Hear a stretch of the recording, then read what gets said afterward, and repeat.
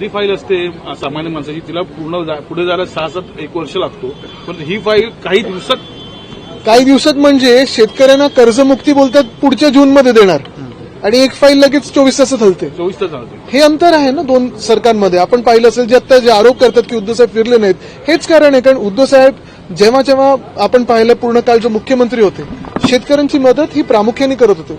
शहरी भाग असो किंवा ग्रामीण भाग असो, कोविडच्या काळात जी मदत झालेली आहे ती देखील लोकांसमोर आहे. मी चॅलेंज देतो आज फडणवीस साहेबांना की तुम्ही असं काय काम केलंय जी तुमची कर्जमुक्ती होती, जेवढे होर्डिंग्ज लावले तेवढा जरी पैसा तुम्ही शेतकऱ्यांच्या खात्यात टाकला असता ना तरी शेतकऱ्यांची आज आत्महत्या वाढल्या नसत्या. अजितदादांनी एक्सेप्ट केलेलं आहे की ह्या कसं काय घ्यायची माझा संबंध नाही, मी कोणतेही ऑर्डर दिले नाहीयेत आणि जे घर आहे ज्या कंपनीच्या नावावरती ते पार्थिव पवारांचं आहे, अजित पवारांचं नाही.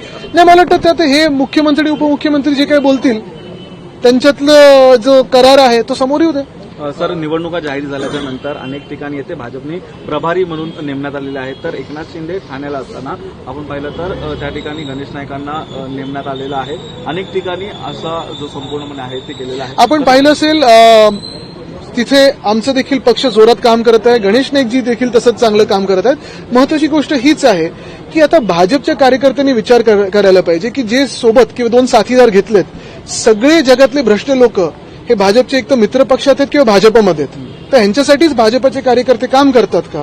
दुसरं म्हणजे जी वचनं देतात ती सरकारांत विसरून जातात. आणि तिसरं आणि सगळ्यात महत्वाची गोष्ट, काल आपण पाहिलं असेल राहुल गांधींच्या प्रेस कॉन्फरन्समध्ये आणि त्याच्या आधी आम्ही देखील वरळीतलं दाखवलं होतं की बोगस मतदार, फ्रॉड मतदार हे एवढ्या मोठ्या संख्येने आलेले आहेत की भाजपला असं वाटतंय की काम केलं नाही केलं, आश्वासनं जे दिली ती पूर्ण केली नाही केली तरी आम्हीच सत्तेत येतो.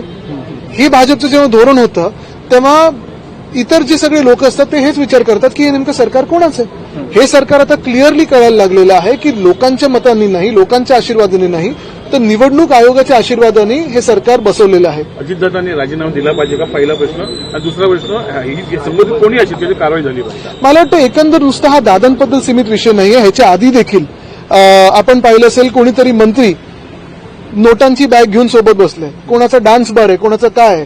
जे सरकार वोट चोरीने बनलेलं आहे ते आता नोट चोरीमध्ये लागलं.